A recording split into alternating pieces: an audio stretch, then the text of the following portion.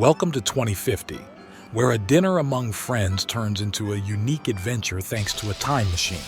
Pablo, the nostalgic lover of Argentine football, his name itself revealing his South American roots, announces, "Here's a gem for you. Do you know who was hailed as the strongest number 7 in history, alongside Garrincha? The one who ended his life sleeping on beer crates in his beloved racing stadium. A bohemian on and off the football field, married 4 times with 4 divorces, ending up penniless. An intrigued silence fills the room. Pablo laughs, aware that he's achieved the desired effect. All right, let's go back to the 60s and I'll introduce you to Oreste Omar Corbatta. His story is filled with legendary anecdotes, from women and vices to punches and unstoppable penalties. The list is long, let's dive in. Set the time machine to Avellaneda, Argentina in the 60s. In the Racing Club of Avellaneda, his name is a legend, passed down through generations with nicknames like El Arlequín, El Garrincha Argentino, El Loco, and El Dueño de la Raya. Corbatta, born in 1936 in Devoid, Buenos Aires province, faced hardships early on due to an alcoholic and illiterate father. The situation worsened with his father's death, leading his mother to take Oreste, just 5 years old, and his sisters to seek fortune in La Plata.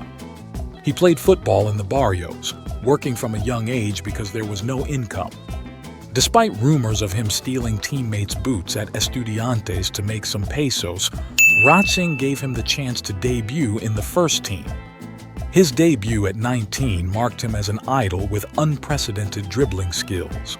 Within 2 years, he became an irreplaceable starter for the Argentine national team.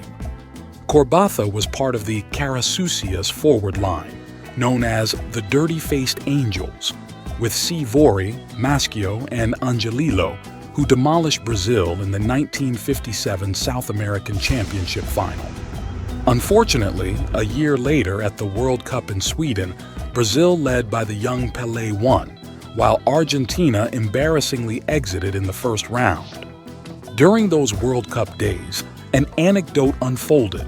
Emilio Carrizo, the legendary Argentine goalkeeper from River Plate, challenged Corbatta to a unique duel. Corbatta had to take 50 penalties, and Carrizo would win if he saved at least 10. El Loco scored 49 times. On the 50th penalty, he hit the post. The secret? I always position myself to the side, never in front. I look the goalkeeper in the eyes, never at the goal or the corner I want to shoot. Just a hint of movement and I strike. The year before, in a friendly match in Uruguay, he totally outplayed the Uruguayan fullback Pepe Sacia, who couldn't even get close. In Sacia's defense, a teammate sneakily kicked Corbatta from behind. While the Argentine number 7 was still on the ground, Sacia took the chance to get near him. Instead of helping him up, Sacia threw a hard punch to Corbatta's face, warning him that if he kept pulling off those fancy moves, it could end badly. Corbatta lost 2 teeth, and his smile was never the same again. In racing, he was adored unconditionally. Anything was forgiven. Rarely did he train, and his personal demon, alcohol, became increasingly overwhelming. Sometimes they had to pick him up directly from home, knowing that if he hadn't shown up half an hour before the match, someone had to fetch him. Before a crucial league match against Estudiantes, Corbatta arrived at the stadium completely drunk. Despite 3 buckets of cold water having no effect, he was too talented to be left out. As the manager gave the pre-match instructions, Corbatta dozed off, leaning on the masseur's table. The only words he managed to say were, "Don't pass me the ball, I can't see it." He scored 2 goals. His alcohol problem worsened day by day. They assigned a guardian angel to him, especially during away games. While with the guardian, he didn't drink, slowly regaining some balance. But the bitter surprise, when leaving hotels where the team stayed, they found a graveyard of empty beer bottles under his bed. In 1963, Boca spent 12 million pesos to acquire Corbatta. With that mountain of money, Racing Club expanded its stadium and built a sports complex, where ironically, he would end up sleeping in the last period of his life. However, his excesses were spiraling out of control, and Boca Juniors was more than happy to recover part of the investment a few years later by selling Corbatta to Independiente in Medellin. He became an idol there too. However, it was precisely there in Colombia that his personal life took a downward turn from which El Arlequín would never recover. With yet another divorce, virtually all the remaining money disappeared, and alcohol increasingly became the true master of his life. Upon his return to Argentina, there wasn't exactly a line of top clubs ready to take on a talented but difficult-to-handle player. He spent his later years in minor teams in the Argentine province, literally to earn his meals, supplementing with occasional small jobs in stores as a clerk or selling encyclopedias. Corbatta's last days were marked by poverty and alcohol, alone with racing granting him a small room in the training center and providing some pesos to help with the youth sector.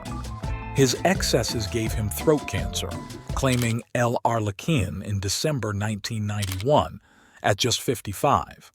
Death was the only opponent he couldn't dribble. He was a good soul. Even when he had no money, he gave what he had to street children. His unfortunate yet gentlemanly relationships with women are evident in this phrase. The ball is like a woman. If you don't know how to treat it, it leaves. If you caress it, it stays. Always regarding his 4 wives, he said, "The first one went badly, the second one went badly, the third one went badly, and the fourth one too. All 4 hurt me, but I love all 4. That was Corbatta. He never harbored resentment. But Corbatta's life is a mix of triumphs and tragedies. One day, against Chacarita, he decided to dribble his own team, stand in front of his own goalkeeper, backtrack towards the opposing team, outpace anyone in his way, and present himself in front of the opposing goalkeeper without scoring.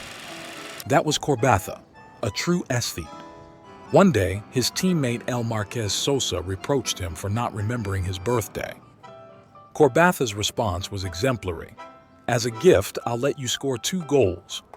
He dribbled the entire defense on 2 separate occasions, allowing Sosa to score 2 open goals. That was Corbatta, a generous soul.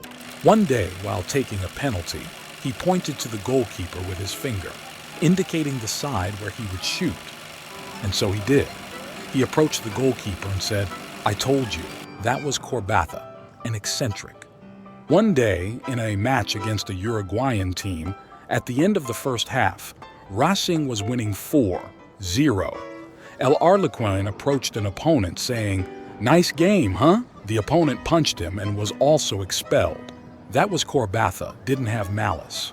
Back in 2050, Pablo asks his friends, "So guys, did you enjoy this time travel?" Incredibly, none of them knew Corbatta, they admitted. Ready for the next journey? And you, which footballer would you like to meet if you could time travel? Let us know in the comments and stay tuned for the next adventure.